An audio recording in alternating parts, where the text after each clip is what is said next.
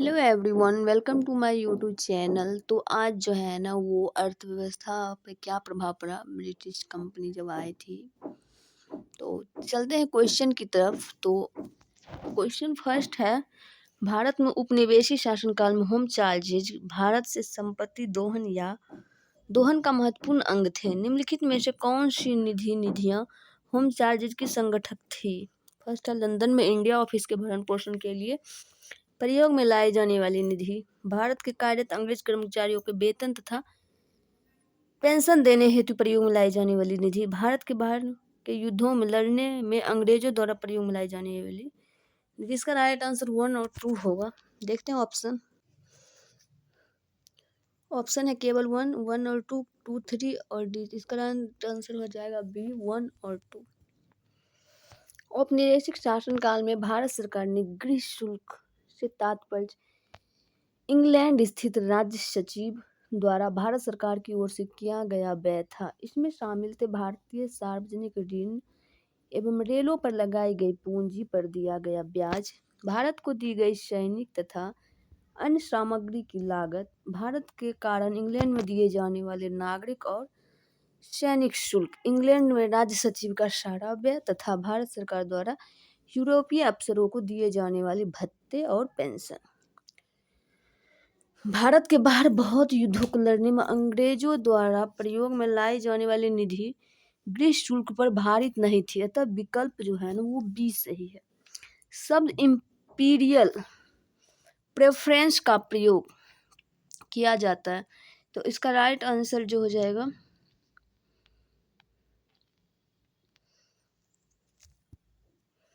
First option है। भारत में British आयातों पर दी गई विशेष रियासतों के लिए, ब्रिटिश नागरिकों द्वारा किए जा रहे प्रजातीय भेदभाव के लिए, ब्रिटिश हित के लिए किए जा रहे भारतीय हित के दमन के लिए, और ऑप्शन डी है भारतीय रियासतों के राजाओं पर ब्रिटिश पॉलिटिकल एजेंटों को दी जा रही तरजीह के लिए। तो इसका राइट आंसर ये होगा।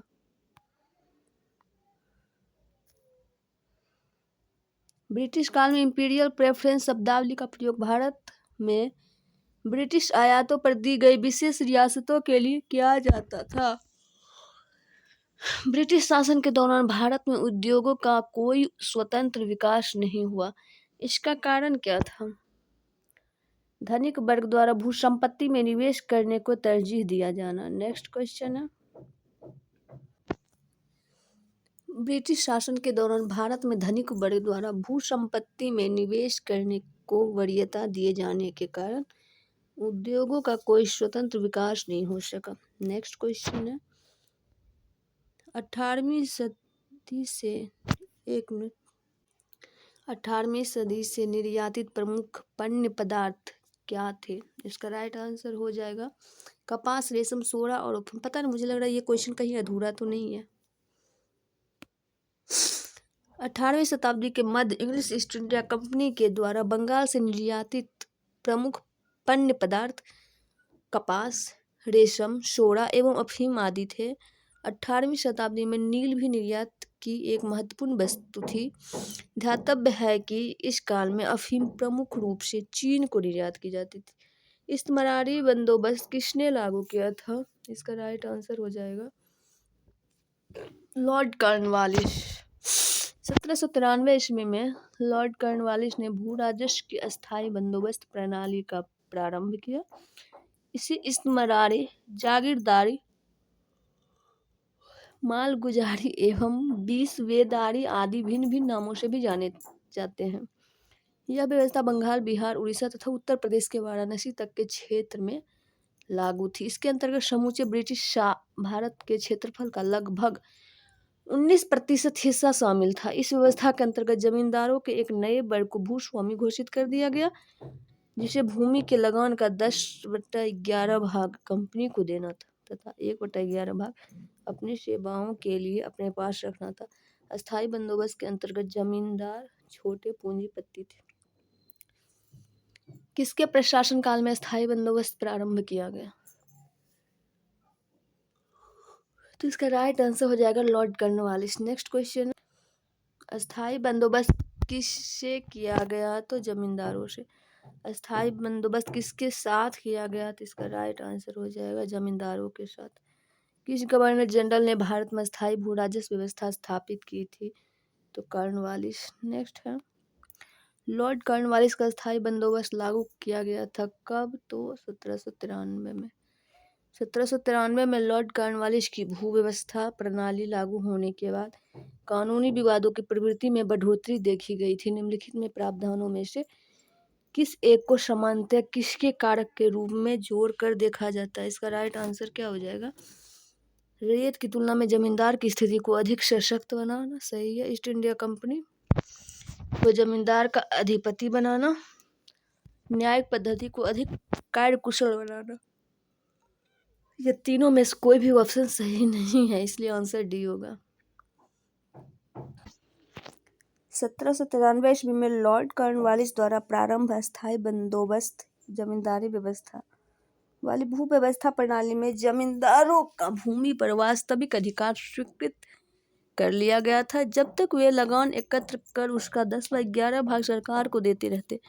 लेकिन जमींदार का भू क्षेत्र निर्धारित नहीं था। लगान रहित अनुदान भूमि, चारागाह, परती आदि भूमि निर्धारित न होने के कारण कानूनी विवाद बढ़े।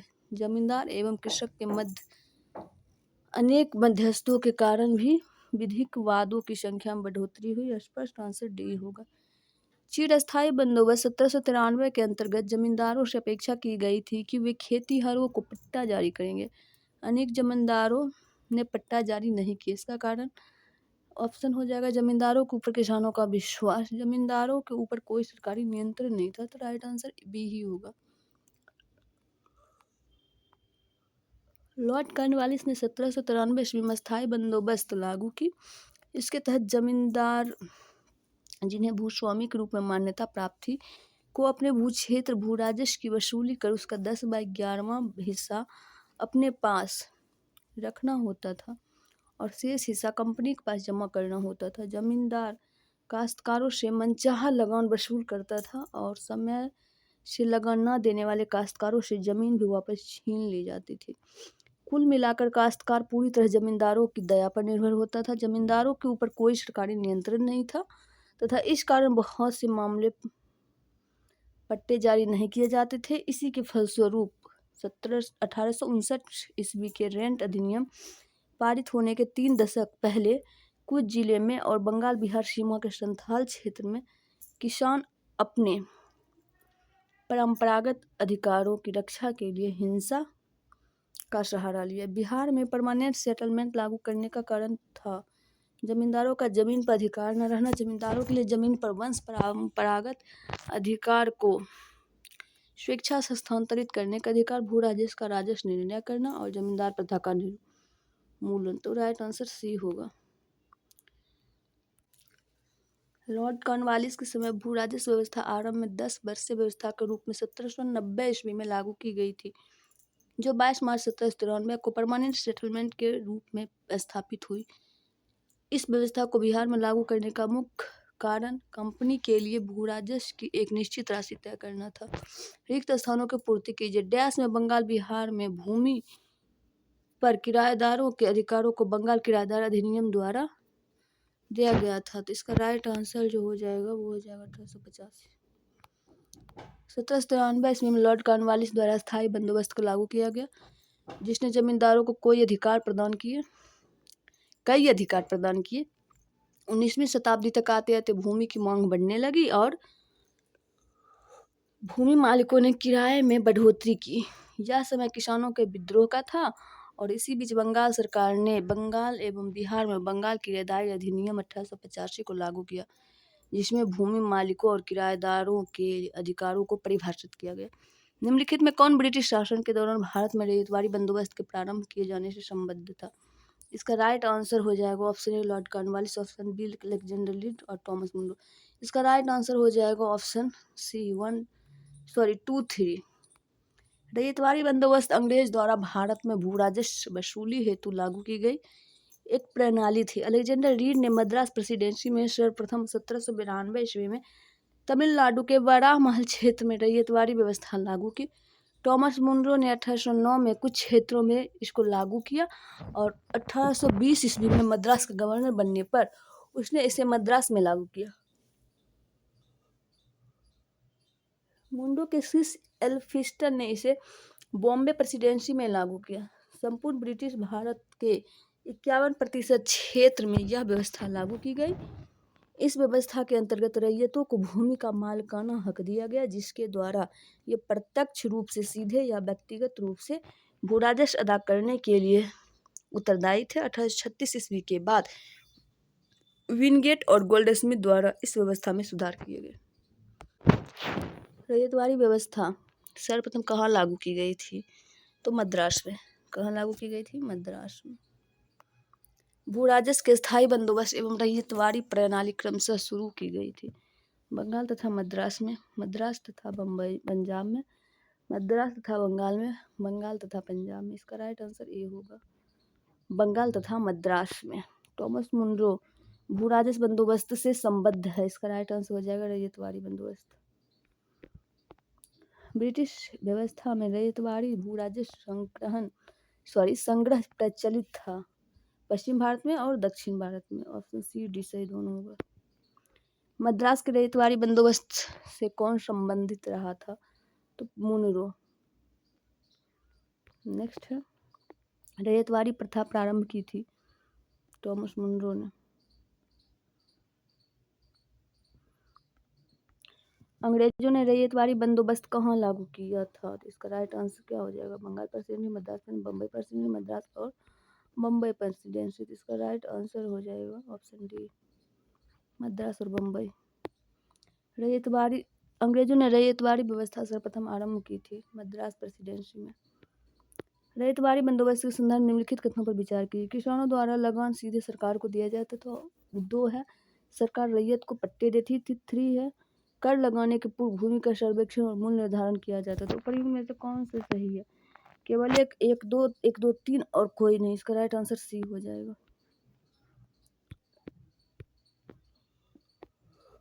दक्षिण भारत में उत्तर भारत की तरह बड़े बड़े भूखंडों एवं बड़े जमींदार के अभाव में रैयतवाड़ी व्यवस्था को लागू किया गया। इस व्यवस्था का सूत्रपात कैप्टन रीड और टॉमस मुंडो ने किया था। रैयतवाड़ी व्यवस्था के तहत किसानों को अपनी जमीन का मालिक माना जाता था, जो सीधे सरकार को कर देते थे। कर का निर्धारण भूमि का सर्वेक्षण करने के बाद किया जाता था। भूमि सर्वेक्षण के बाद लगान के लिए किसान और सरकार के बीच एक समझौता होता था। किसान की सहमति के बाद उसे पट्टा दिया जाता था, जो भूमि पर उसकी निजी संपत्ति का प्रमाण होता था। नेक्स्ट क्वेश्चन है, वह प्रथा जिसके तहत किसान स्वयं भूमि का मालिक होता था और सरकार को भू राजस्व के भुगतान के लिए जिम्मेदार माना जाता था।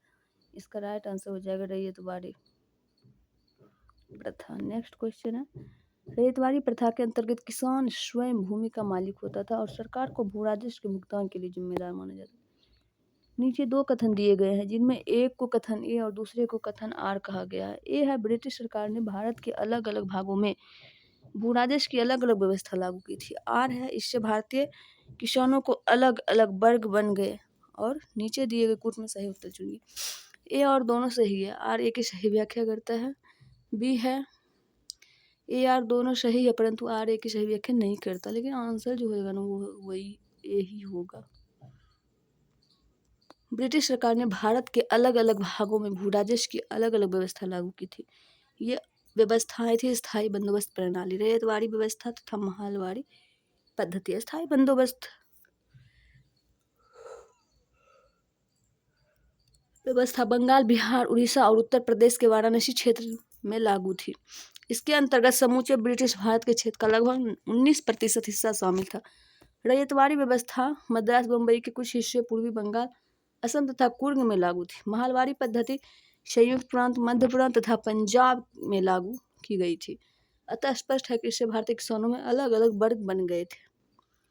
पंजाब भूमि हस्तांतरण अधिनियम कब पारित किया गया?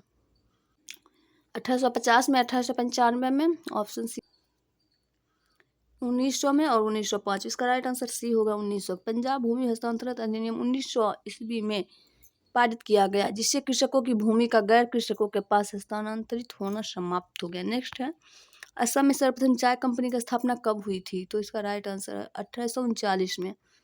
असम में सर्वप्रथम चाय कंपनी का स्थापना 1839 में हुई थी। यह कंपनी 5 लाख रुपए की पूंजी के साथ इंग्लैंड में स्थापित की गई थी तथा नजीरा असम में इस कंपनी का मुख्यालय था। द असम कंपनी भारत की सबसे पुरानी व्यावसायिक चाय कंपनी है जो वर्तमान में भी कार्यरत है।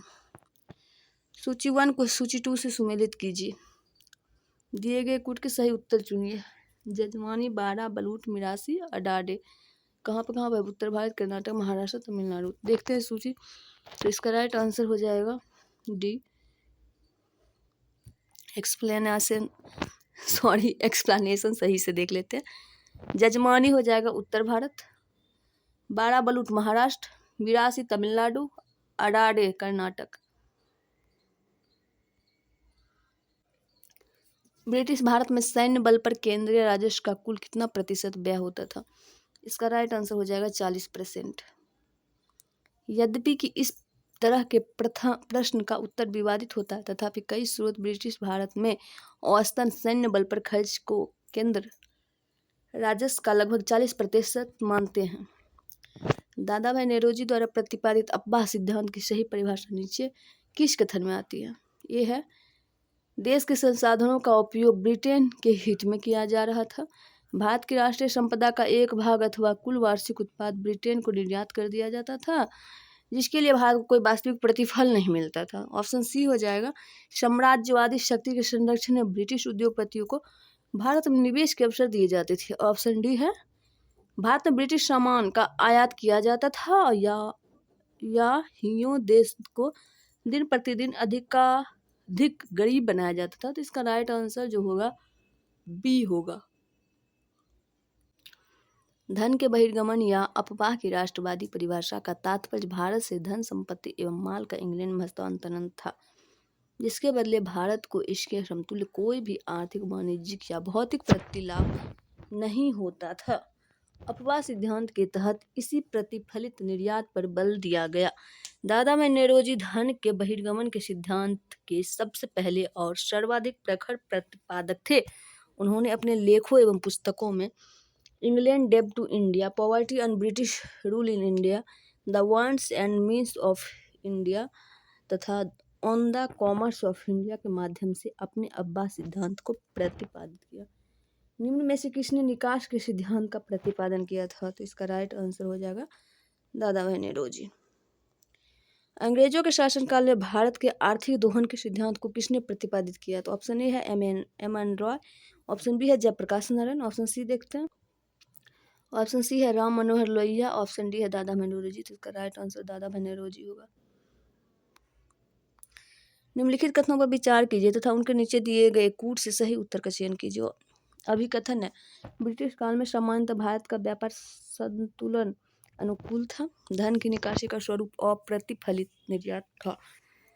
तो इसका राइट आंसर क्या होगा? ए आर दोनों सही है, आर का सही स्पेक्ट्रम ऑप्शन ए ही सही होगा, ज़्यादा क्या पढ़ना। बहिर्गमन अथवा निकासी की राष्ट्रवादी परिभाषा का तात्पर्य भारत से धन संपत्ति एवं माल का इंग्लैंड में हस्तांतरण था, जिसके बदले में भारत को इसके समतुल्य कोई भी आर्थिक, वाणिज्यिक या प्रतिलाभ नहीं होता था। ब्रिटिश काल में सामान्यतः भारत का व्यापार संतुलन अनुकूल था, क्योंकि इस दौरान आयात की तुलना में निर्यात अधिक होता था। ईस्ट इंडिया कंपनी के धन निष्कासन से स्रोत थे व्यापारिक एकाधिकार से प्राप्त लाभ, कंपनी के कर्मचारियों के वेतन एवं पेंशन, कंपनी के निवेशकों को दिया जाने वाला लाभांश आदि। कंपनी द्वारा जो पैसा इंग्लैंड भेजा जाता था, वही पैसा पुनः भारत में विदेशी ऋण तथा पूंजी निवेश के रूप में प्राप्त होता था। परंतु इस पूंजी निवेश का उद्देश्य देश का विकास नहीं, बल्कि भारतीय साधनों का अधिकाधिक शोषण था। 1813 ईस्वी के पश्चात इस आर्थिक निकास ने अप्रतिफल निर्यात का रूप धारण कर लिया। वर्ष 1914 के पहले भारत में अंग्रेजी पूंजी निवेश केवल उन आर्थिक उपरिसाधनों में लगाए गए जैसे रेलवे, सड़क, व्यापारिक जहाज तथा खनिज उद्योग, कोयला एवं सोना एवं वित्तीय संस्थाओं, बैंक, बीमा एवं वित्तीय निगम में जो अंग्रेजी उद्योग के अनुपूरक थे और इनमें भारतीय औद्योगिक विकास के लिए कोई भी स्थान नहीं था। दादा भाई नेरोजी ने धन के निकास को अनिष्टों का अनिष्ट की संज्ञा दी और इसे भारत की निर्धनता का मुख्य कारण बताया। नेक्स्ट क्वेश्चन है, निम्नलिखित में कौन भारत में उपनिवेशवाद के आर्थिक आलोचक थे? दादा भाई नेरोजी, जी सुब्रमण्यम अय्यर, आर.सी. दत्त, तीनों थे। ऑप्शन डी इसका सही है। 1870 से 1905 के बीच बहुत से भारतीय बुद्धिजीवियों ने ब्रिटिश शासन के आर्थिक पहलू को विश्लेषित किया। इनमें 3 लोगों का योगदान सबसे महत्वपूर्ण रहा हुआ है: दादा मेरोजी, महादेव गोविंद रानाडे, आईसीएस अधिकारी रमेश चंद्र। इन्होंने भारत का आर्थिक इतिहास लिखा। इन तीनों के अतिरिक्त जीवी जोशी, जी सुब्रमण्यम अय्यर, गोपाल कृष्ण गोखले समेत अनेक राजनीति कार्यकर्ता और पत्रकारों ने तत्कालीन अर्थव्यवस्था के हर पहलू का गहराई से विश्लेषण किया। ये लोग इस निष्कर्ष पर पहुंचे कि भारत के आर्थिक विकास के रास्ते में सबसे बड़ी बाधा उपनिवेशवाद ही है। निम्नलिखित में से कौन दादा भाई नौरोजी के उत्सारण सिद्धांत ड्रेन थ्योरी में विश्वास नहीं करता? Sir Syed Ahmed Khan. Sir Syed Ahmed Khan British शासन के प्रति वफादार थे और मुस्लिम समाज का विकास वे भारत में आंग्ल सत्ता के बने रहने में ही संभव मानते थे। अतः वे दादा भाई नौरोजी के उत्सारण सिद्धांत में विश्वास नहीं करते थे। Poverty and un British rule of India Bharat नामक पुस्तक किस वर्ष प्रकाशित हुई? तो 1901 में। Poverty and un British rule in India के लेखक दादा भाई नौरोजी। यह पुस्तक 1901 में लंदन के एस सोनेस्चेन प्रकाशक द्वारा प्रकाशित की गई। Next question, poverty and the un British rule in India नामक पुस्तक किसने लिखी? तो इसका राइट आंसर होगा दादा भाई नौरोजी। दादा भाई नौरोजी ने 1865 ईस्वी में W.C. बनर्जी के साथ मिलकर लंदन इंडिया सोसाइटी का गठन किया, जिसका कार्य भारत के दुख दर्दों का प्रचार करना था। और 1892 ईस्वी में लिबरल पार्टी के टिकट पर ब्रिटिश हाउस ऑफ कॉमन्स के लिए चुने जाने वाले वे पहले भारतीय थे। दादा भाई नौरोजी ने अपनी पुस्तक poverty and un British rule in India में स्पष्ट रूप से ब्रिटिश शासन के दौरान भारत की आर्थिक दुराव्यवस्था पर प्रकाश डाला तथा धन के बहिर्गमन अथवा धन के निकास सिद्धांत का सर्वप्रथम प्रतिपादन किया था। ब्रिटिश हाउस ऑफ कॉमन्स से चुने जाने वाले दादा भाई नौरोजी प्रथम भारतीय थे जिन्होंने इस दल के टिकट पर चुनाव लड़ा। ऑप्शन ए उदारवादी दल। ब्रिटिश शासन के समय अर्थव्यवस्था को खोखला करने के सिद्धांत के बारे में पुस्तक किसने लिखी? वो है दादा भाई नौरोजी ने। आज के लिए इतना तक ही रहने देते हैं और नेक्स्ट वीडियो कल आएगा। वीडियो पसंद आए तो लाइक शेयर सब्सक्राइब कर दीजिएगा। थोड़ा मुझे प्रॉब्लम है, एलर्जी बढ़ चुकी है, मेरी सांस लेने मुझे प्रॉब्लम हो रही है। Bye bye, take care, thanks for watching.